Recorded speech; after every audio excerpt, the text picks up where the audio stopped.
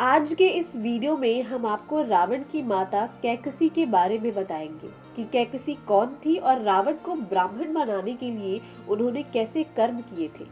Video start करने से पहले अगर आपने हमारे चैनल को सब्सक्राइब नहीं किया है तो सब्सक्राइब करें और वीडियो को अंत तक जरूर देखें और कमेंट सेक्शन में जय श्री हरिलिख परमात्मा को अपना आभार प्रकट करें। कौन थी कैकसी? रामायण में बताया गया है कि कैकसी सुमाली राक्षस की पुत्री थी, किंतु सुमाली कैकसी के वास्तविक पिता नहीं थे। कैकसी के वास्तविक पिता अग्निवेश थे, क्योंकि इनकी पत्नी का हरण सुमाली ने किया था, जो हरण के समय गर्भवती थी। किंतु कैकसी को यह कभी ज्ञात नहीं हो पाया कि वह सुमाली की पुत्री नहीं है। कैकसी गुणवान तथा रूपवती दिव्य कन्या थी, जिसकी रावण और कुंभकर्ण जैसी संतानें भी महापराक्रमी थी। कैकसी के माता पिता।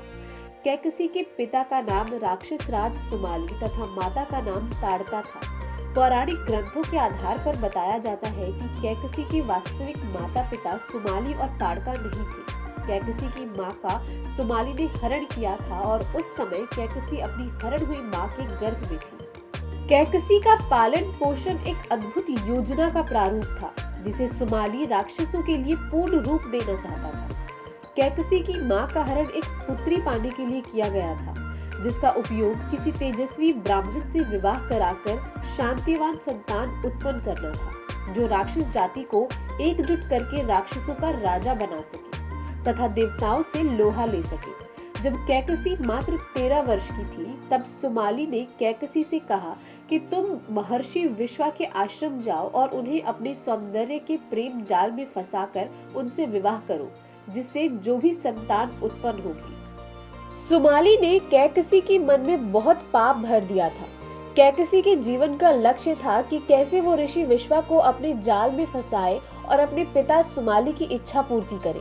आपको बता दें कि कैकसी मायावी थी और बहुत तंत्र मंत्र की ज्ञानी भी। ऋषि विश्वा ब्रह्मा के पुत्र थे, बहुत बड़े ज्ञानी और तपस्वी भी थे। उनका विवाह पहले ही हो चुका था। उनके पहले विवाह से उन्हें एक पुत्र था, जिसे हम धन के देवता कुबेर के नाम से जानते हैं। सुमाली ने ज्यादा इंतजार ना करते हुए कैकसी को महर्षि के पास भेजा कि जाओ और महर्षि के साथ विवाह कर एक ऐसे पुत्र की प्राप्ति करो जो राक्षस वंश का गौरव बने और तीनों लोक में सबसे शक्तिशाली हो, जो हमारा बदला देवताओं से ले सके। कैकसी ने बहुत सुंदर रूप धरा और महर्षि के आश्रम गई। वहां वो महर्षि को लुभाने लगी।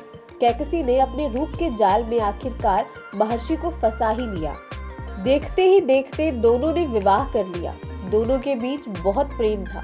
दोनों एक दूसरे के साथ ही वक्त बिताते थे और तभी कैकसी गर्भवती हो गई। 9 माह बाद जब शिशु का जन्म हुआ, तब मानो पूरा आकाश पाताल कांपने लगा, बादल गरजने लगे, क्योंकि युग के सबसे बड़े ज्ञानी खलनायक का जन्म हो रहा था। रावण के जन्म के समय ही सुमाली समझ गया कि ये शिशु कोई आम बालक नहीं। वो बहुत खुश हुआ कि अब उसका बदला पूरा होगा। रावण के बाद कैकसी ने कुंभकर्ण, विभीषण और एक पुत्री शूर्पणखा को जन्म दिया। इसके बाद कैकसी परेशान रहने लगी, क्योंकि उसने महर्षि से झूठ बोला था, अपनी असलियत छिपाई थी। फिर कुछ दिन बाद जब उससे रहा नहीं गया, तो उसने महर्षि को सच्चाई बता दी। महर्षि यह बात सुनकर बहुत क्रोधित हुए और सब कुछ छोड़कर तपस्या करने चले गए।